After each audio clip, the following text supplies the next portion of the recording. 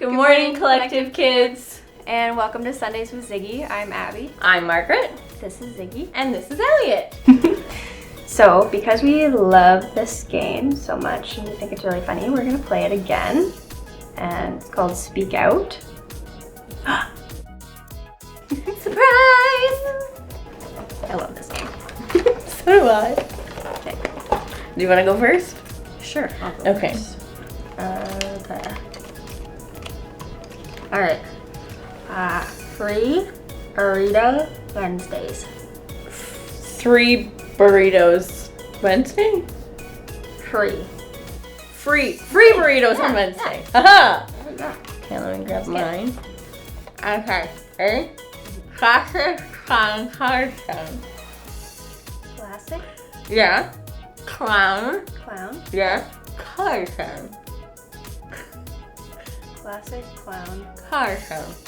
car show. Yeah. Oh. Hey. We'll do one more each. Okay. This is the best game ever. It is really I fun. could literally play this for hours. Okay. I want blueberry pie.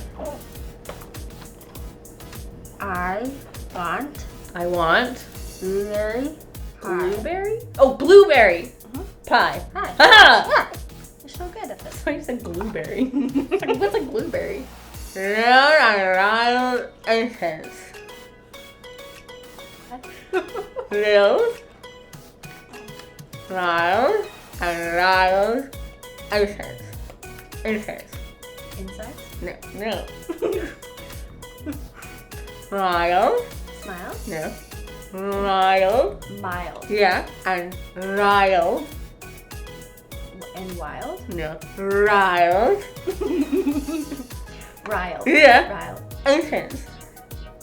Infant. Yeah. Infant. Smiled. Okay. Okay. Got it. I always drool so much.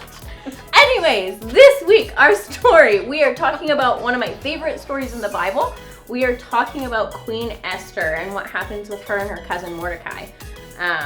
I've loved this show ever since I was a kid. Even the VeggieTales version is probably my favorite version. I could watch it for hours. So enjoy this. The Bible. It's 66 books of history, stories, letters, and poetry that fit together to form God's one big story. The epic adventure of how He created us and loves us so much that He made a way to rescue us. As we travel through the Bible, from Genesis to Revelation, we discover people who met God and found their lives changed forever. Now, for an amazing story. Inspired by the Book of Esther. Esther was the queen of Persia. Wait, what? Queen? Esther didn't become queen in the usual way. See, her father wasn't a king, and she wasn't from a noble family. It's just me and cousin Mordecai. In fact, Esther was Jewish. Many of God's people had been captured and brought to Babylon when their home, Judah, was conquered. Then Babylon was taken over by Persia. So Esther grew up in a land that wasn't her own. When Esther's parents died, her cousin Mordecai raised her as his very own daughter. Always remember what our scriptures say. Love the Lord your God with all your heart and with all your soul. Love Him with all your strength. One day, a new king named Xerxes came to power in Persia. He was so impulsive that he actually fired his queen Vashti simply for refusing to show up at a wild party. She will never see me again. When Xerxes had finally calmed down, he had realized he now had no queen. I have no queen. He would have to find a new one. I must find a new one. So the king decided to hold a contest. He ordered his officials to gather the most beautiful young women in the land and put them through an entire year of beauty treatments.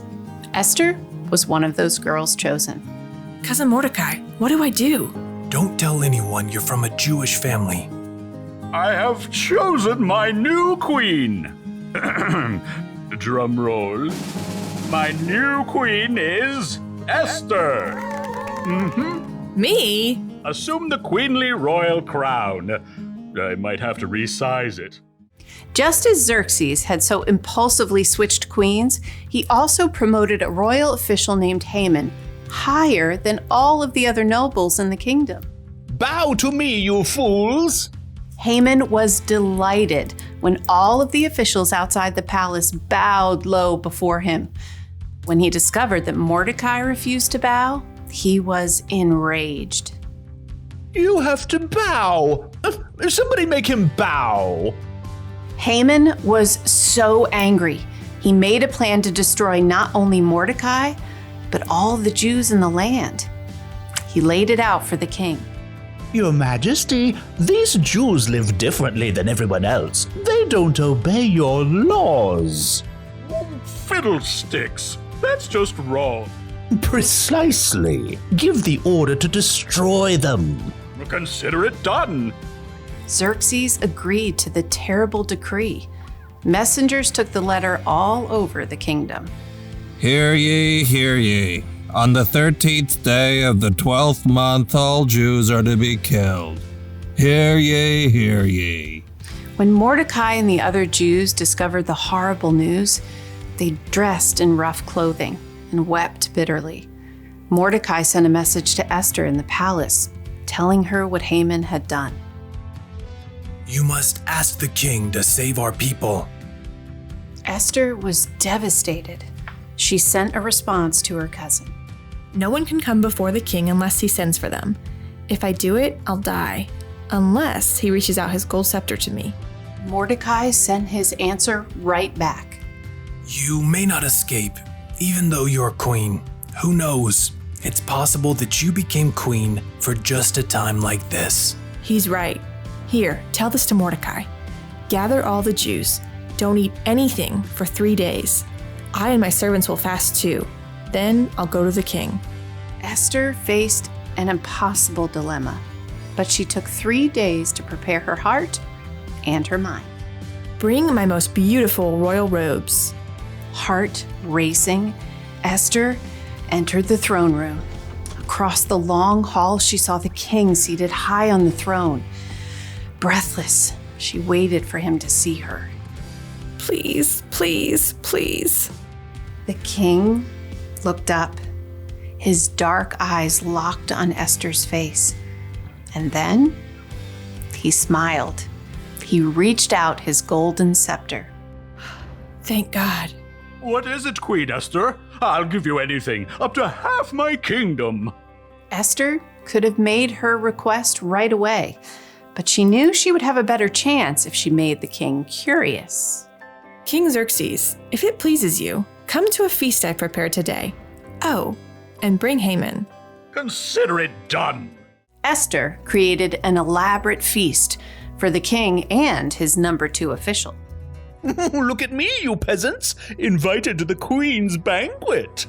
At the meal, King Xerxes once again tried to discover what Esther wanted.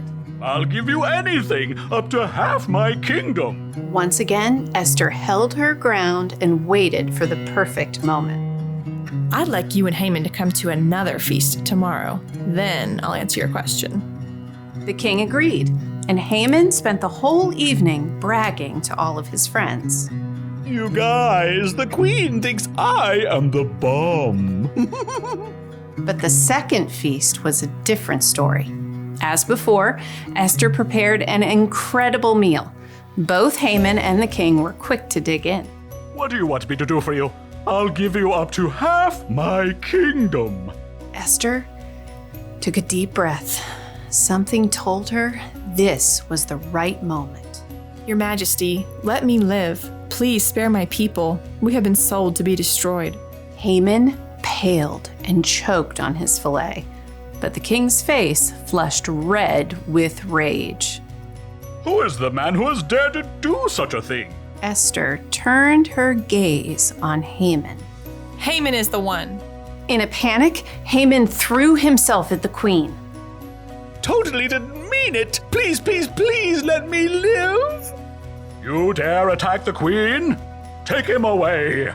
That very night, Haman was killed, and the king created a new order that would allow the Jews to be saved. We will celebrate this day with great joy. God had given Esther a surprising position in a foreign nation, and when the time was right, she would use all she had been given to save her people.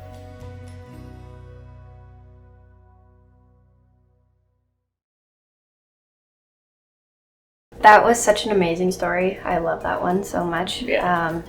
Just having to be queen when you're not born into it would be a huge job. I can't even imagine. I'd be terrified. I'd probably run. Yeah. And how Esther knew if she did anything, she would be killed. And I think we just need to remember that God has a special purpose for our life, each one of us. And he had put Esther in the right place at the right time, and her purpose was to save her people from being destroyed. And we all have a special purpose, whether that's saving people or helping animals or working with children. We all have a special purpose, I think. And I think it's fun to try and help people find what their purpose is and their small hidden talents that you might not think is a big talent, but somebody else is like, wow, I wish I could do that. I think it's pretty amazing. So thanks guys for joining us this week. We love you guys. We miss you. And hope you have a good week. And From Margaret and Abby and Ziggy and Elliot. We'll catch you on the flip side.